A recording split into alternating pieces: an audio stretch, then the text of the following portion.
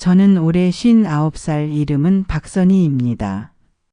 남들은 이제 좀 편하게 살아도 되지 않냐고 묻지만 제 인생은 아직도 일터와 집을 오가며 바쁘게 흘러가고 있습니다. 저는 작은 반찬 가게를 운영하고 있어요. 하루 종일 채소를 다듬고 양념을 하고 새벽마다 시장을 들락거리며 손님 상에 올릴 반찬을 준비합니다.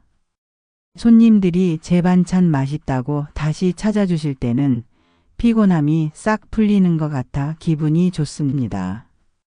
그런데 정작 제 가족들은 제가 얼마나 애쓰는지 잘 모릅니다. 남편 최동만은 공기업에서 정년퇴직을 했습니다. 이제 집에서 시간을 보내지만 제 가게에는 도와주러 오지 않아요.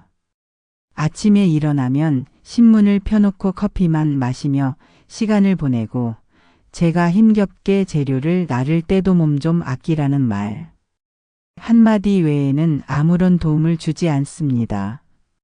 그 말마저도 걱정이라기보다는 잔소리에 가깝게 느껴집니다. 아들 민수는 35살입니다. 며느리 소정과 결혼해 함께 살고 있지요. 둘은 맞벌이를 하지만 늘 빠듯하다며 저에게 손을 벌립니다.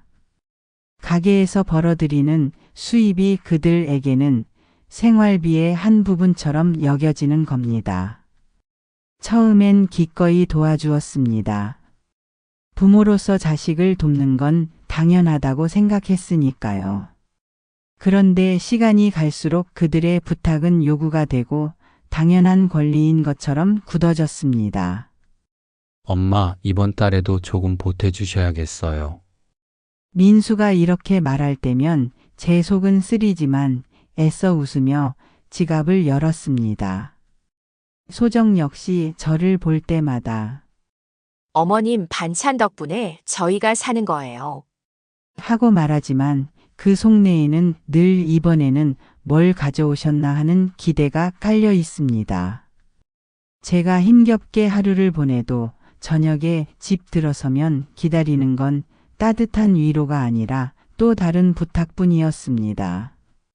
남편은 제 손에 장바구니가 들려 있어도 눈길 한 번 주지 않고 아들과 며느리는 제가 가져온 반찬을 냉장고에 넣으며 역시 엄마 없으면 안 된다는 말을 가볍게 던졌습니다. 그 말 속에는 고마움보다 당연함이 훨씬 더 크게 묻어 있었습니다. 사실 저도 사람인지라 그런 순간마다 서운함이 차올랐습니다.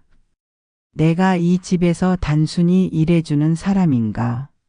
가정부 같은 존재인가? 하는 생각이 스치기도 했습니다. 하지만 곧 그래도 내가 아니면 이 집이 굴러가겠나 하는 마음으로 스스로를 다독였습니다. 자식이 잘 되고 가족이 편안하다면 내 고생쯤이야 참아낼 수 있다고 믿었던 겁니다. 그러나 그 믿음은 점점 흔들리기 시작했습니다. 가게를 지키며 서서히 쌓이는 피로는 제 몸에 고스란히 남았습니다. 허리와 무릎은 성한 데가 없었고 밤마다 쑤시는 다리를 주무르며 잠들었습니다.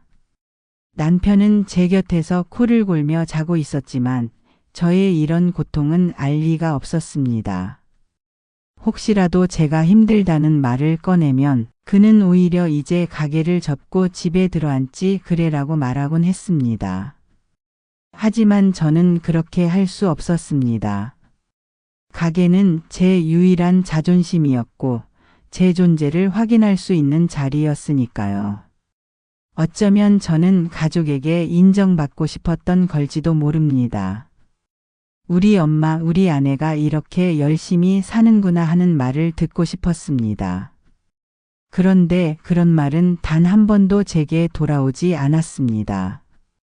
그저 당연한 의무처럼 마땅히 해야 할 일처럼 여겨졌을 뿐입니다. 하루는 손님에게서 이런 말을 들었습니다. 사장님은 늘 밝으셔서 참 좋아요. 가정에서도 인기 만점이시겠어요. 그 말에 순간 웃어넘겼지만 속으로는 울컥했습니다. 가정에서의 제자리는 인기 만점은커녕 늘 투명한 존재처럼 느껴졌기 때문입니다. 저는 그날 밤 부엌 싱크대 앞에 서서 한참 동안 손을 멈췄습니다. 그릇을 닦다 말고 문득 거울에 비친 제 얼굴을 보니 주름과 피곤이 겹겹이 쌓인 낯선 여자가 있었습니다. 저게 정말 나인가? 하고 생각했습니다. 내 삶은 어디에 있는 걸까? 나는 왜 가족에게조차 존중받지 못하는 걸까? 그때부터였습니다. 마음 깊은 곳에서 작은 의문이 자라나기 시작한 게 내가 이렇게 살아도 되는 걸까? 내가 진정으로 원하는 삶은 무엇일까? 저는 대답하지 못한 채 그 질문을 가슴속에 묻어두었습니다. 하지만 그 씨앗은 분명 싹트고 있었습니다. 남편. 최동만은 퇴직 후 집에서 시간을 보내는 법을 자기 나름대로 정해놓은 듯 했습니다. 아침이면 신문을 한 장 한 장 넘기고 점심 무렵엔 TV 앞에 앉아 하루 종일 드라마나 스포츠를 보곤 했습니다. 저는 그 옆에서 장바구니를 들고 부엌을 오가며 분주히 움직였지요. 당신 하루 종일 이렇게 있는 거 안 답답해요. 제가 물으면 그는 늘 고개도 들지 않고 대답했습니다. 나는 편해. 이제 일 안 해도 되잖아. 당신은 가게 있으니 바쁘고 난 좀 쉬면 되는 거고. 그 말에 저는 늘 씁쓸했습니다. 퇴직한 사람이 쉬는 게 뭐가 잘못이겠습니까? 하지만 제게는 그 모습이 가족을 함께 꾸려가는 사람이 아니라 손 놓고 구경만 하는 사람처럼 보였던 겁니다. 제가 힘겹게 장사를 이어가는 동안 남편은 마치 방관자처럼 거리를 두고 앉아 있었습니다. 하루는 무거운 물을 들고 현관으로 들어오는데 허리가 삐끗해 순간 신음소리가 새어 나왔습니다. 그때 남편이 불이 나게 달려올 줄 알았지요. 그런데 그는 신문만 접으며 말했습니다. 몸 좀 아껴. 이제 나이도 있는데. 그 말이 위로로 다가오지 않았습니다. 힘들면 도와줄게가 아니라 힘들면 그만둬라라는 의미로 들렸기 때문입니다. 아들 민수와 며느리 소정은 또 다른 고민이었습니다. 민수는 늘 바쁘다며 퇴근 후 곧장 방에 들어가 버렸고 소정은 아이 숙제를 챙기느라 정신이 없다고 했습니다. 저녁 식탁에 앉으면 대화는 대부분 이런 식이었습니다. 엄마, 이번 달 카드값이 좀 밀렸는데 다음 주까지 메워야 해요. 좀 도와주세요. 어머님, 저희는 반찬 챙겨 먹을 시간이 없어서 늘 감사드려요. 이번 주에도 김치 좀 가져다 주시면 안 될까요? 그들의 말투에는 미안함보다 당연함이 더 크게 배어 있었습니다. 처음엔 젊은 부부가 힘들 테니 내가 도와야지 하는 마음이 컸습니다. 하지만 해가 거듭될수록 제 마음속엔 알 수 없는 서운함이 쌓여갔습니다.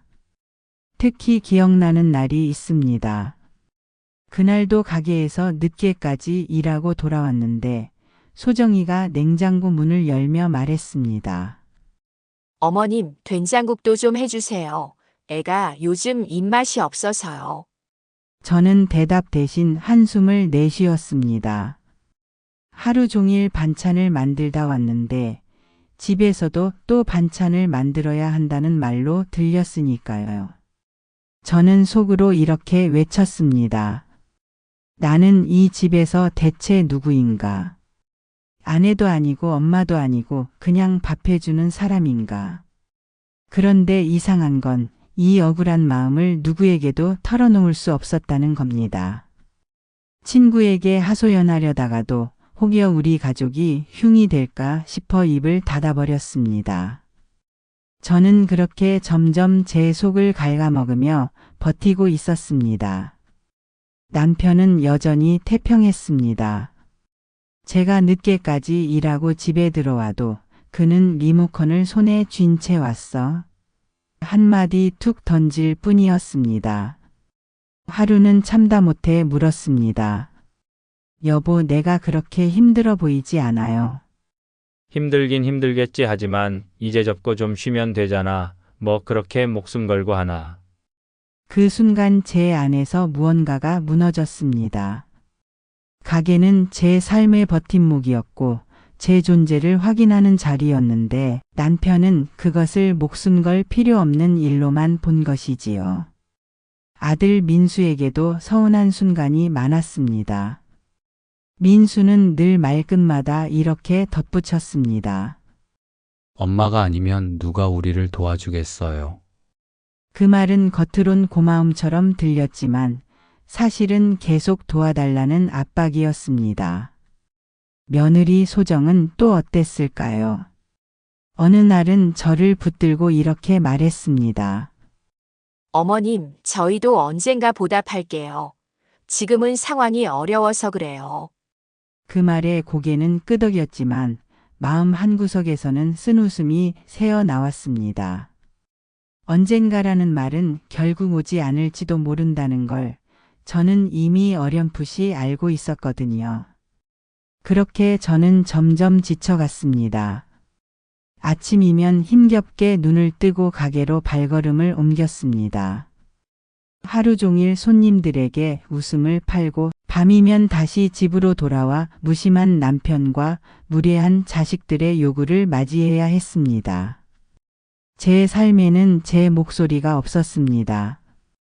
그러던 어느 날 손님 한 분이 저에게 했던 말이 오래 남았습니다. 사장님은 늘 웃으셔서 참 좋아요.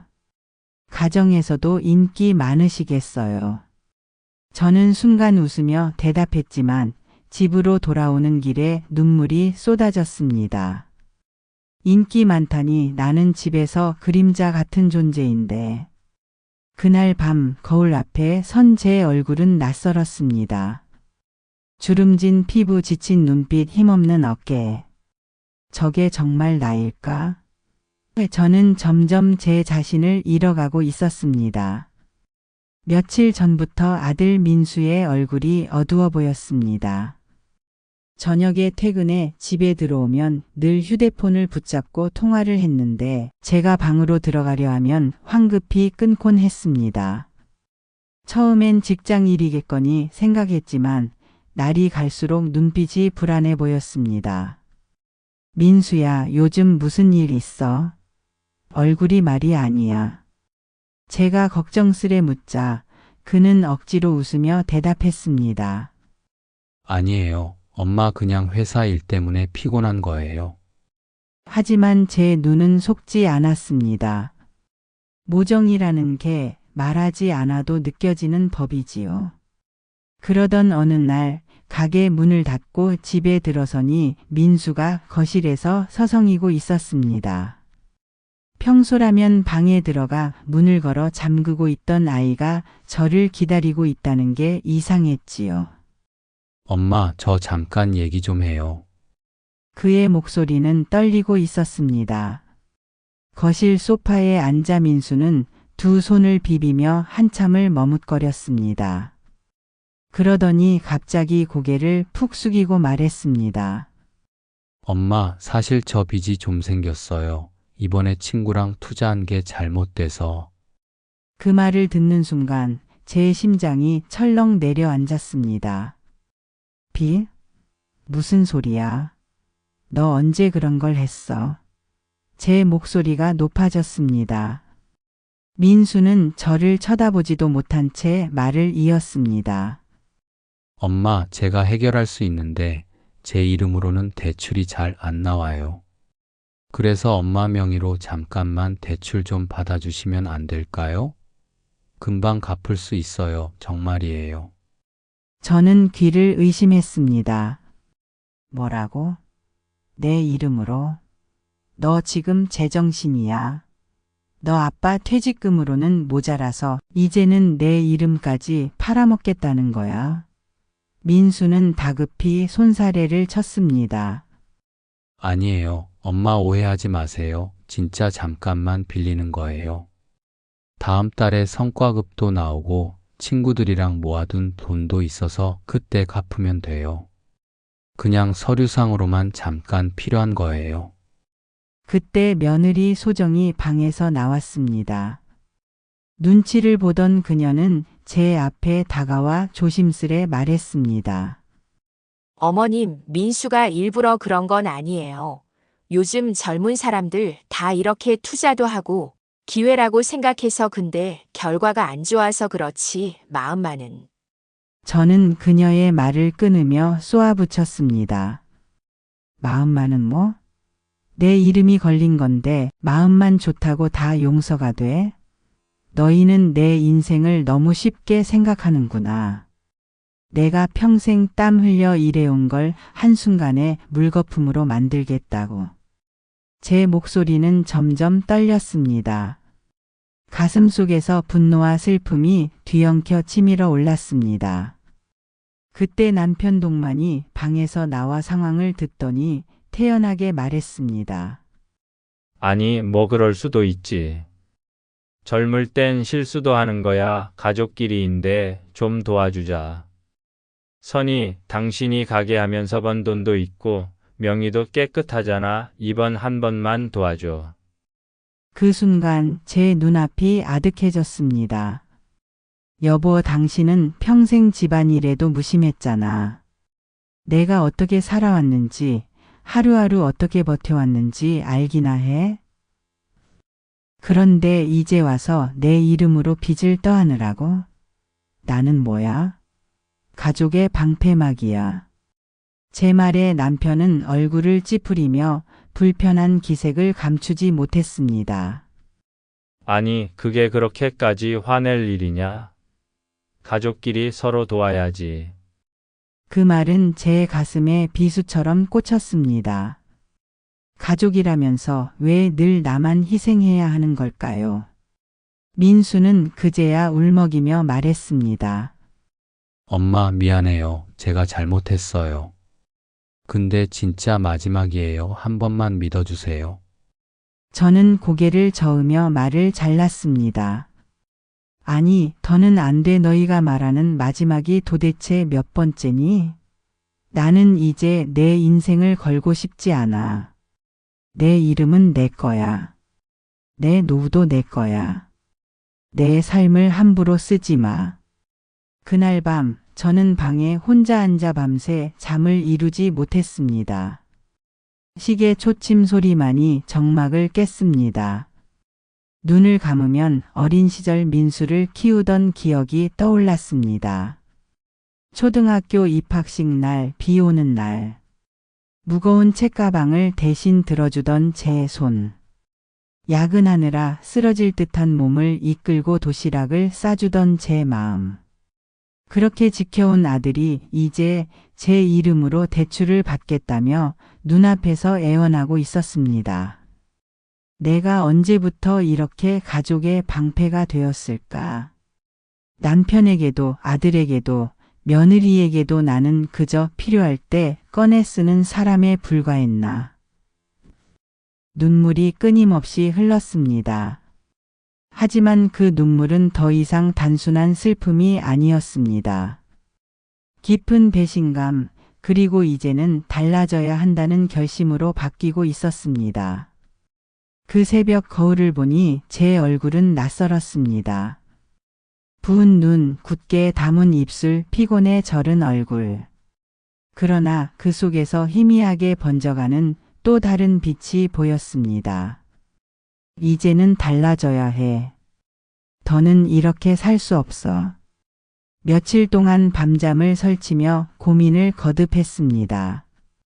아들의 애원, 남편의 무심한 태도, 며느리의 눈치 보던 얼굴. 그 모든 장면이 파도처럼 밀려와 저를 괴롭혔습니다. 하지만 아무리 생각해도 답은 하나였습니다. 이제는 더 이상 가족의 방패막이로 살 수 없다. 내 이름, 내 인생을 지키려면 떠나야 한다. 결심은 쉽지 않았습니다. 지금 살고 있는 아파트, 30해 가까이 지켜온 가게, 매일 마주하던 단골 손님들. 그 모든 것을 버려야 했으니까요. 하지만 또 생각했습니다. 내가 지켜왔던 게 과연 나를 지켜줬던 적이 있었던가? 아니야, 늘 나만 희생했지. 어느 날 아침, 저는 가게 문을 열기 전 깊은 숨을 들이마셨습니다. 그리고 마음속으로 조용히 다짐했습니다. 오늘부터는 정리다. 이제는 내가 나를 위해 살아야 한다. 가게 정리 소식이 퍼지자 단골들이 하나둘 찾아왔습니다. 사장님, 정말 문 닫으세요? 우리 점심 걱정은 이제 누가 해줘요? 아이고, 아줌마 김치찌개는 이 동네 최고인데 아쉽네. 손님들의 말에 제 눈가가 젖었습니다. 하지만 저는 억지로 웃으며 대답했습니다. 저도 아쉽지만 이제는 좀 쉬어야죠. 너무 오래 버텼거든요. 특히 10년 넘게 점심마다 오던 회사원 손님이 두 손을 잡으며 말했습니다. 여기 오면 집밥 먹는 기분이었는데 그 마음을 어떻게 잊겠어요? 그 말에 가슴이 먹먹해졌습니다. 하지만 저는 고개를 끄덕이며 대답했습니다. 이제 그 집밥을 저 스스로 챙기려 합니다.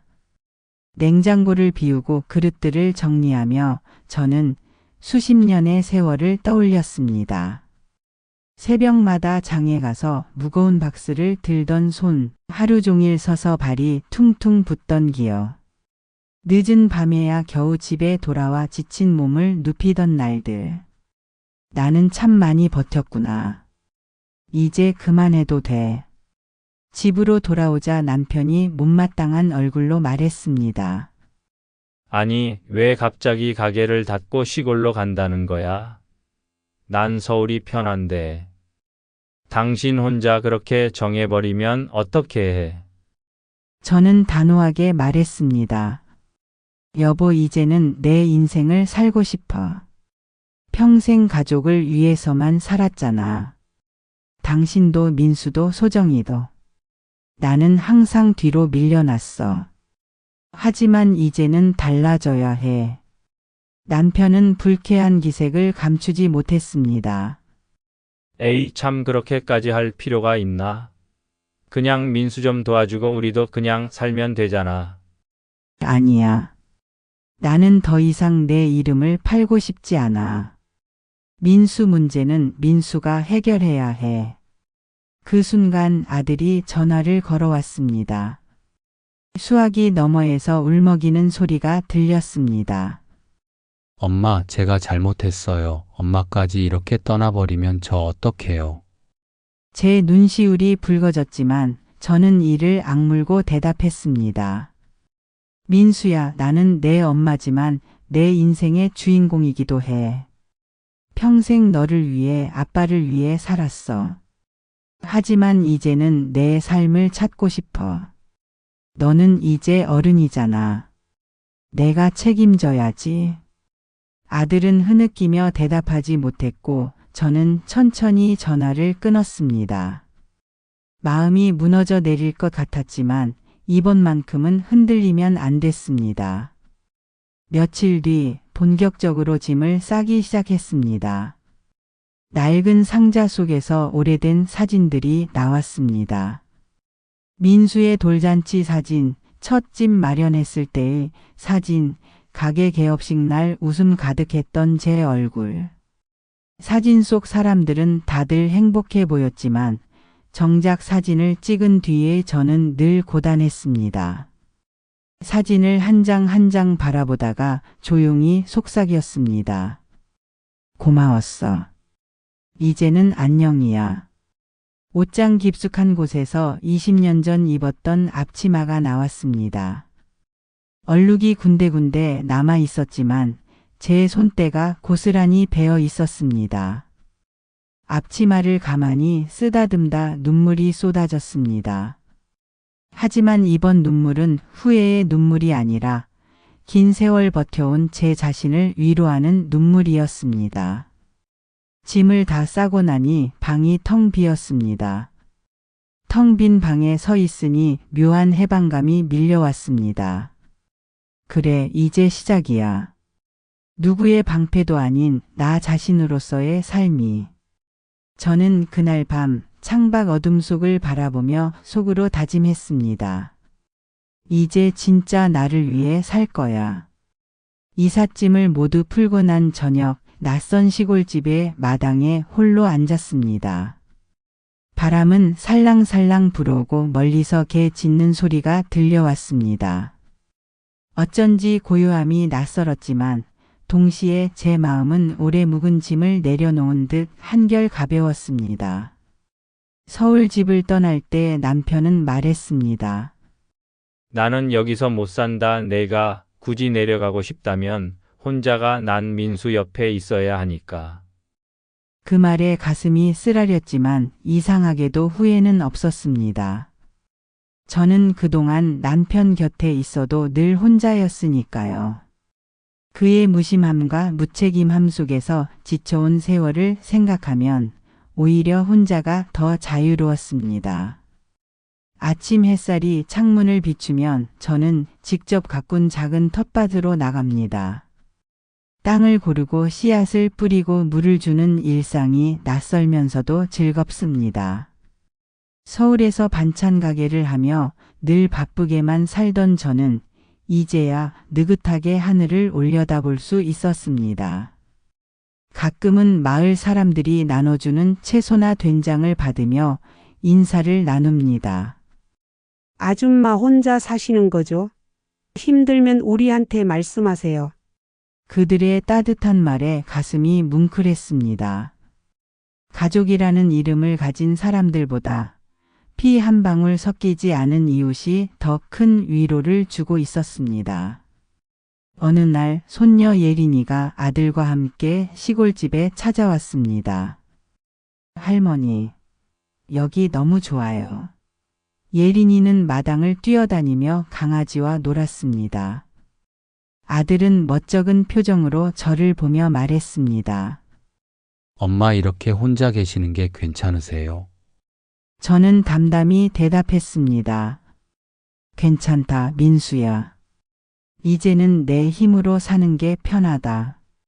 너도 내 삶을 책임져야 하고 나도 내 인생을 책임져야지. 예린이가 제 무릎에 앉아 해맑게 웃는 걸 보며 저는 비로소 깨달았습니다.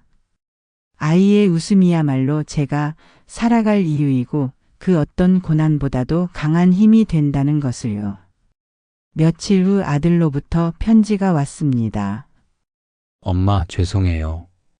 이제야 제 잘못을 알았습니다. 빚은 제가 갚겠습니다. 엄마를 더 이상 힘들게 하지 않겠습니다. 엄마가 혼자 계신다고 생각하니 마음이 아프지만 이제는 제 문제를 제가 짊어지겠습니다.